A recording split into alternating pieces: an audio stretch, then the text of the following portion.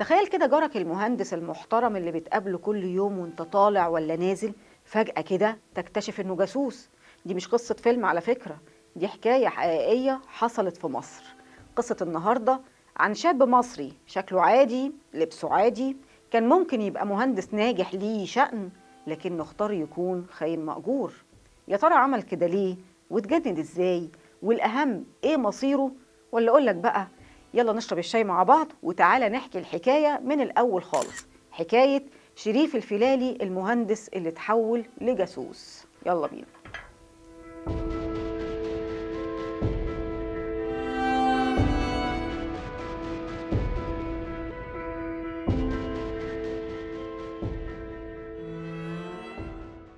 شريف الفيلالي شاب مصري عايش في مصر الجديدة، متخرج من كلية الهندسة سنة 88 من أسرة ميسورة زي أسر كتير. والده كان شغال مدير في بنك كبير، وكان بيشتغل في السعودية وبيصرف عليه كويس قوي. ووالدته ست بيت وليه أخت وحيدة أصغر منه ب7 سنين تقريبا. ولكن شريف كان شايف إن مصر مش على هواه. ليه بقى؟ علشان يا سيدي أول ما اتخرج حاول يدور على شغل يرضي طموحه زي الشركات الأجنبية وكده، وما لقاش. كانوا دايما بيفضلوا خريجي الجامعة الأمريكية. فخاله قال له بص، اشتغل دلوقتي أي حاجة لغاية ما تلاقي اللي يرضي طموحك، وامشي بمبدأ حب ما تعمل حتى تعمل ما تحب. وشغله خاله في إدارة التعاونيات في جهاز المدينة كمهندس إشرافي من طرف الحكومة، وقعد فيها 8 شهور. وطبعا ما كانش طايق نفسه تماما، وخصوصا ان المرتب كان ضعيف جدا، وهو كان طموحه انه يسافر بره يشوف الدنيا ويبدأ حياته من جديد. وخصوصا ايه؟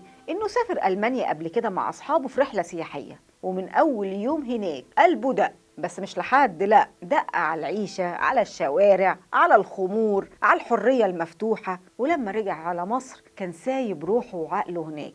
المهم يا سيدي قال لنفسه أنا لازم أعيش في ألمانيا، فقدم على منحة دراسية في جامعة ألمانية واترفض، وقدم لجامعة تانية وبرضه اترفض. في الآخر قرر يسافر يدرس لغة ألماني في معهد جوتا بس على حسابه. الكلام ده كان سنة 1990. مين بقى اللي دفع؟ طبعا باباه، الراجل الغلبان اللي كان فاكر ابنه رايح علشان يتعلم مش رايح علشان يشوف حاله هناك. المهم سافر شريف وقعد في بيت تابع للمعهد، ومعاه طبعا شباب عرب كده. وهناك بدأ يعيش حياة تانية، سهر وشرب وستات، حياة ملهاش أي علاقة بالهندسة. وفي وسط الضلمة دي قابل واحدة سويسرية وابتدت تلعب عليه كده، وعزمته في بيتها في ميونخ. والمفاجأة يا سيدي إن الست دي كانت أول باب يفتحه شريف وهو ماشي في طريق الخيانة. أول ما شريف دخل بيت الست السويسرية لقى في وشه عدل علم إسرائيل. طبعا استغرب وبلم كده شوية وسألها إيه ده يا ست إيمانويل؟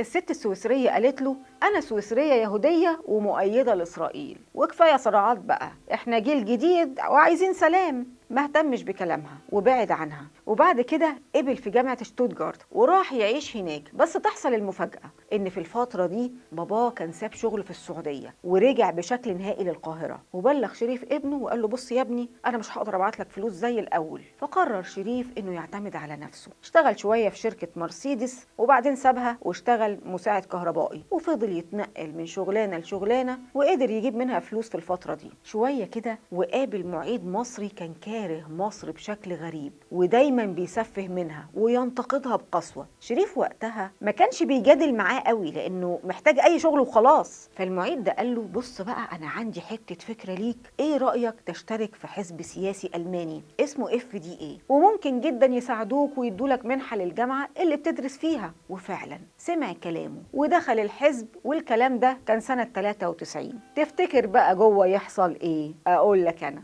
ابتدوا يغسلوا له دماغه ويسألوه أسئلة من نوعية إيه رأيك في إسرائيل؟ طب كامب ديفيد؟ طب مصر عاملة إزاي؟ المصريين ممكن يتطبعوا عادي كده مع إسرائيل؟ شريف كانت ردوده باللي شايفه من المصريين واللي اتربى عليه طبعا، إن المصريين كارهين ليهم مهما يحصل سلام بين الحكومات. وشوية شوية ابتدوا يجسوا نبضه بحاجة تانية. قالوا له في 50 واحد طالعين زيارة لإسرائيل، هل توافق تسافر معاهم؟ شريف كان عنده حب المغامرة حتى لو مش محسوبة. قال لهم طبعا موافق، لكن اتفاجئ ان اسمه ما كانش ضمن ال50 واحد. حتى المنحة اللي كان طمعان فيها اترفضت والدنيا ضاقت بيه جدا، وده كان مقصود على فكرة وقتها. عارف ليه بقى؟ لأن كده كانوا بيسووه على نار هادية. بس قرر إنه لازم يفكر بشكل مختلف، فقال أدور على ست كبيرة أتجوزها علشان الإقامة. ويا ريته ما فكر الصراحة. في عز الضلمة والدنيا اللي مقفلة في وشه قابل ست ألمانية اسمها دوريس، ست كبيرة وغنية، وللحظ إنها كانت معجبة بيه كمان. قال لك بس هي دي بقى الفرصة. دخلوا في علاقة مع بعض وبدأت تصرف عليه ويعيش معاها في شقتها كمان وتاخده معاها في كل حتة. وفي مرة طلبت منه تسافر معاه على مصر، وهو بالمرة قال أزور أهلي وكده، وفعلا سافروا على مصر. بس شريف لاحظ حاجة غريبة جدا. خلال ما كان بيفسحها الست دي كانت ماسكة كاميرا وبتصور كل حاجة باحتراف، وبدأت كمان تزور مناطق مهمة زي إيه؟ زي قناة السويس وسينا وغيرهم. ابتدى يحس ان في حاجه كده مش مظبوطه، بس كالعاده كبر دماغه وطنش. ورجعوا على المانيا وطلب ايه وقتها؟ انه يتجوزها. وافقت بس بشرط، قالت له بص انت تغير ديانتك للمسيحيه الاول. بس شريف طبعا رفض. فالست الألمانية نهت علاقتها بيه فورا وقالت له كده بقى كل واحد يروح لحاله. ساعتها حياته انهارت فجأة، فدور على شغل تاني واشتغل فعلا شغلانة بسيطة كده في مصنع شوية. وافتكر كده واحد مصري اسمه مصطفى درويش كان اتعرف عليه قبل كده فراح له.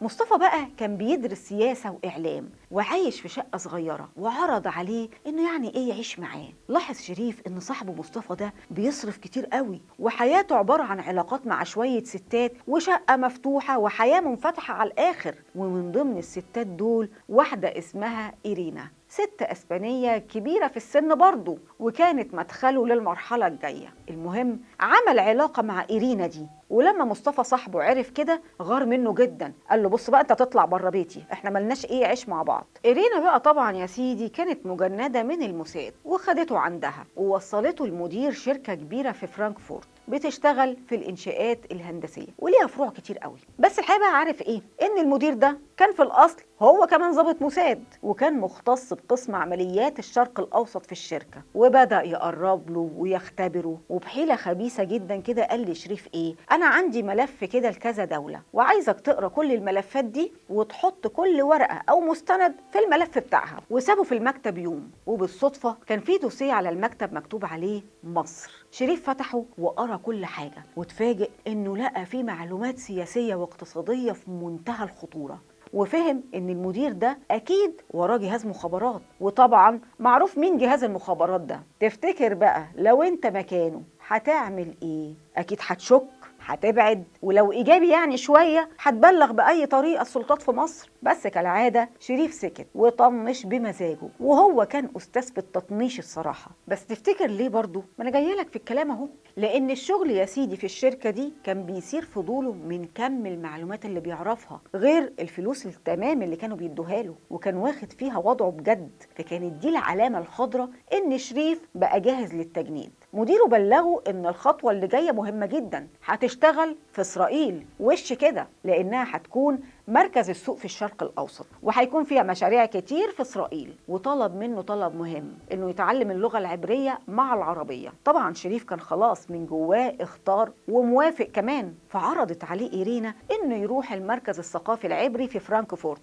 علشان يتعلم اللغه العبريه هناك. المركز ده كان واضح جدا انه تابع للموساد، ولاحظ اهتمام خاص بيه. وللاسف فشل انه يتعلم اللغه العبريه، كانت صعبه عليه برضه. فراح لمديره اللي هو اصلا ضابط موساد وقال له طيب ما اشتغل في مصر بدل اسرائيل يعني، وابقى تبعكم برضه. ابتدت بقى ايه؟ لهجه مديره تتغير، وهدده ان هيفصلوا من الشركه دي. وفعلا استغنوا عنه. وحاول بعديها يلاقي اي شغل تاني في المانيا، وقيس فجاه الدنيا كلها تتقفل في وشه ومفيش اي باب مفتوح. وكل ده طبعا كان مترتب. ابتدت الديون تتراكم عليه، كل حاجه قفلت في وشه حرفيا. فاترسم له الطريق انه يسافر على اسبانيا، وهناك اترسم له برضه الطريق ان يقابل واحده كبيره في السن اسمها روزا ويتجوزها كمان، وهي اللي تمهد له الطريق انه يدور على شغل. وعرفته على شخص غني جدا اسمه جريجوري، ودي كانت بداية النهاية. جريجوري بقى كان أوكراني الجنسية، وعرفه على نفسه إنه كان شغال في الكي جي بي، وهو حاليا تاجر سلاح وشغال مع المخابرات الألمانية، والحقيقة إنه هو كمان كان ضابط في الموساد. المهم إن علاقتهم بقت قوية جدا، وكل يوم هات يا سهر مع بعض، وقال له إيه رأيك نشتغل مع بعض ونعمل شركة في مصر كغسيل أموال لتجارة السلاح، ويكون ليك نسبة أرباح كبيرة كمان يا سيدي. شريف قال له أنا ماليش أي علاقة بتجارة السلاح ولا بفهم فيها كمان، بس نفسي أكون غني. جريجوري قال له طيب ايه رأيك تشتغل معايا بس بشكل تاني، انك تكتب لي تقارير سياسية واقتصادية عن مصر، يعني اقدر اقنع بيها المستثمرين انهم يعملوا معايا شراكة في مصر كغسيل اموال يعني. ومن هنا عرفوا على 2 ضباط موساد برضه الحقيقة كانت كماشة يعني، وابتدوا تدريب شريف على كل حاجة، الشفرة وأساليب التجسس وتخزين معلومات على ديسكات طبعا، لغاية ما ابتدى الشغل على الأرض. شريف بقى رايح جاي على مصر وبدأ ينفذ عمليات، يصور مواقع، يرسم خرايط، يكتب تقارير عن السياحة، الاقتصاد، الجيش، التسليح، كل حاجة تخص مصر. واستعان كمان بقرايب ليه مهمين، سواء كان في مراكز حساسة أو رتب عسكرية، علشان يجيب معلومات مهمة. والصراحة هو كان شاطر جدا في المهمة دي، وقدر يجيب معلومات عن أنواع الأسلحة الروسية بالجيش المصري وتطويرها، ومعلومات عن صفقات الأسلحة المصرية المستقبلية كمان. ده غير معلومات برضو مهمة عن مشروع توشكا ومنطقة مرسى علم ونسبة إشغال السياح هناك، وهكذا. ومش كده وبس، كان بيروح السودان والصومال وسوريا والعراق، وتحول ما شاء الله لجاسوس دولي. ده غير محاولته لاستدراج قرايبه المهمين لبره البلد علشان محاولة تجنيدهم هم كمان. المهم رغم كل ده في عين ما غفلتش عنه ولا لحظة. المفاجأة بقى عارف ايه؟ ان المخابرات العامة المصرية كانت شايفاه من اول يوم وبترصد كل نفس بيتنفسه، واخيرا قرروا يدخلوا اللعبة. وفي يوم شريف نزل مصر بجواز سفر مزور، ومعاه شنطة كانت كلها معدات تجسس. رجالة المخابرات سابوه يشتغل ويصور ويبعت المعلومات، يروح هنا وهناك وبيتفرجوا عليه من بعيد. وساعتها جت الإشارة، رجالة المخابرات وصلوا لبيت شريف. فتح أبوه ما كانش مصدق، قالوا له ابنك جاسوس يا حاج. دخلوا ومسكوه من وهو على السرير، والشنطة كانت معاه، وخدوه على مقر المخابرات المصرية، وجوه بالصور والأدلة والتسجيلات. والنتيجة طبعا ان انهار شريف قدامهم، وما كانش قدامه غير انه يعترف بكل حاجة. وسقط الجاسوس. شريف الفلالي اتحكم عليه ب 15 سنة اشغال شقة، ومات بعد فترة في السجن في سنة 2007 نتيجة هبوط حاد في الدورة الدموية. والوفاة على فكرة كانت طبيعية، مفيش اي شبهة جنائية، واهله شيعوا جنازته، واسدل الستار على حكاية شريف الفلالي، وخلصت حكاية جاسوس كان ممكن تكون حياته مشرفة اكتر من كده. بس اختيارات الإنسان بتحدد مصير حياته. صحيح الشاي هيبرد كده، اتفضل بقى ونتقابل قريب في حكاية جديدة من عمليات المخابرات المصرية. يلا بينا.